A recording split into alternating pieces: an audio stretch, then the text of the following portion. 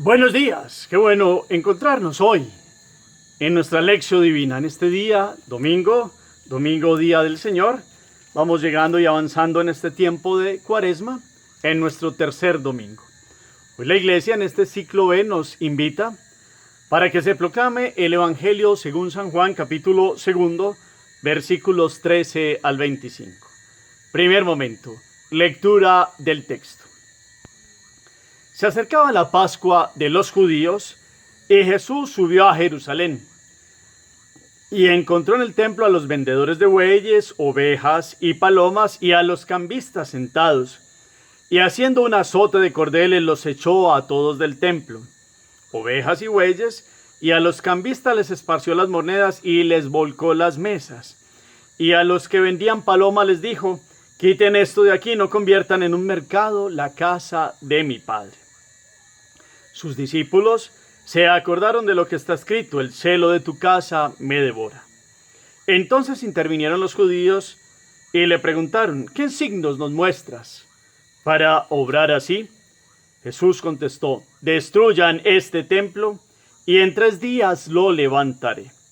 Los judíos replicaron: 46 años ha costado construir este templo y tú lo vas a levantar en 3 días. Pero él hablaba del templo de su cuerpo.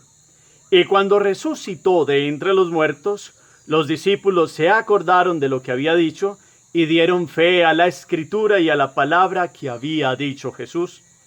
Mientras estaba en Jerusalén por las fiestas de Pascua, muchos creyeron en su nombre, viendo los signos que hacía. Pero Jesús no se confiaba con ellos, porque los conocía a todos y no necesita el testimonio de nadie sobre un hombre, porque él sabía lo que hay dentro de cada hombre. Palabra del Señor. Gloria a ti, Señor Jesús. Los invito para que volvamos a tomar el texto. Pidámosle al Espíritu que en este domingo venga y nos dé toda la fuerza, el entendimiento, que esta palabra la apropiemos para nosotros, la podamos leer en su proclamación con fuerza, con viva voz, con una lectura clara y contundente, con una meditación que nos permita entender lo que Dios quiere decirnos hoy, con una oración que se vuelva un encuentro con Dios y con una tarea que nos queda para la vida en la acción. Por eso es tan importante poder escudriñar la palabra y saborearla en la oración. En este primer momento, entonces, volvemos a tomar el texto. Juan, capítulo 2, el Evangelio, versículos 13 al 25. ¿Qué nos dice el Señor? ¿A dónde está subiendo? ¿Dónde llega? Y en ese lugar, ¿qué hace con unos que están vendiendo? Distintos tipos de comercio que hay allí, en el lugar santo. ¿Y qué es lo que hace? ¿Cuál es la reacción de Jesús? ¿Y cuáles son sus palabras fuertes? ¿Y qué le dicen a él sobre por qué actúa así, con qué poder lo hace? ¿Cómo responde él también?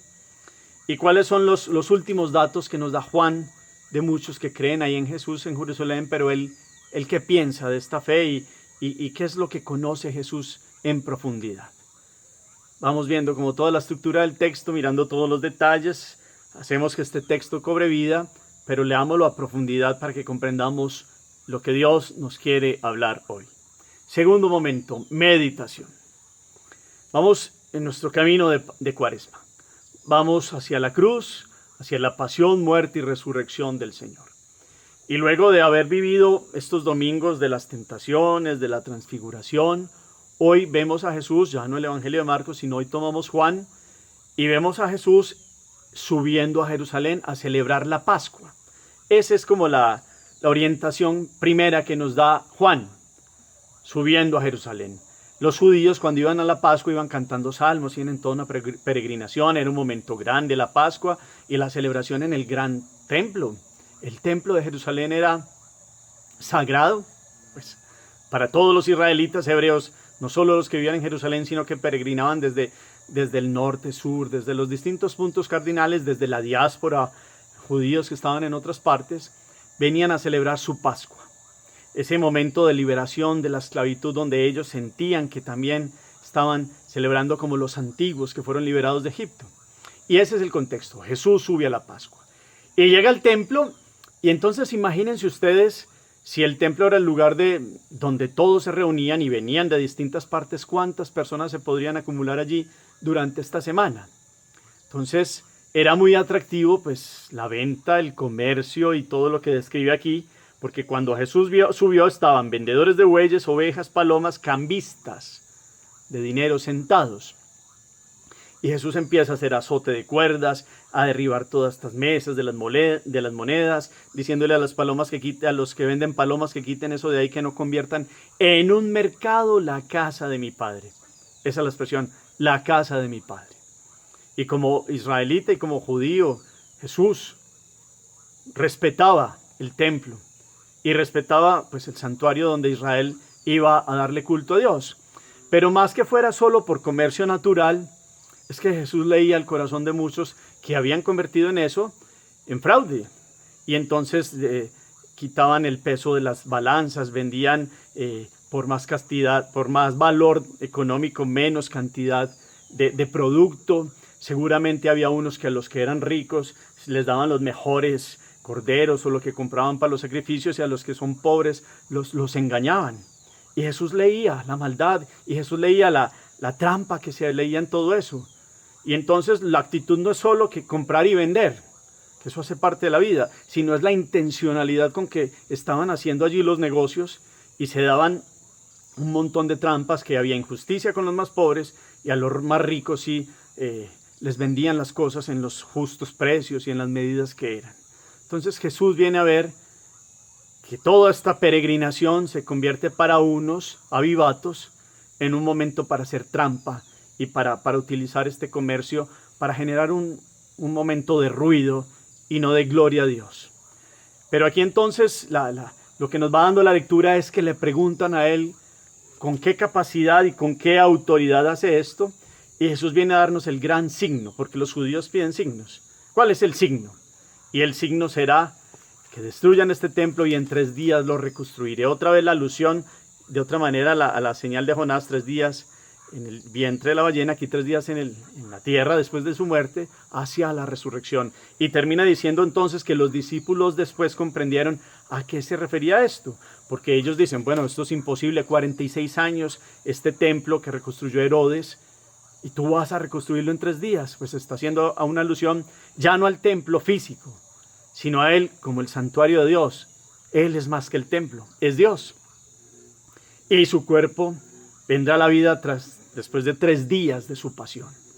Y entonces es muy llamativo como Juan termina dando a entender que muchos pues allí creían por los signos, pero no era una fe muy fuerte, porque dice aquí Juan que claramente Jesús conocía lo que hay en el corazón de cada hombre, los conocía a todos, no necesita el testimonio de nadie sobre un hombre, quién es el hombre, porque él sabe lo que hay dentro de cada uno. Esa es la última afirmación. Grandísimo. Juan viene a darnos contundentemente es que Jesús entra hasta el fondo del corazón, conoce los pensamientos íntimos de cada uno, conoce si verdaderamente hay rectitud, o si hay doblez de corazón, o si hay dureza de corazón, o si hay bondad, pureza. Este Jesús, el Hijo de Dios, llega al santuario. Es más que el santuario. Y viene a anunciárnoslo hoy Juan, para que comprendamos que vamos camino hacia la muerte, pero por la muerte y por la cruz hacia la resurrección. Sabemos todo, hemos hablado en algunos momentos de la historia del templo, la grandeza de este templo de Jerusalén que fue destruido en distintos momentos, después fue reconstruido. Este templo verdaderamente fue destruido en el año 70 y más adelante terminaron de destruir Jerusalén en el año 130, y entonces solo queda el muro, uno de los muros donde los judíos están lamentando por la pérdida del templo.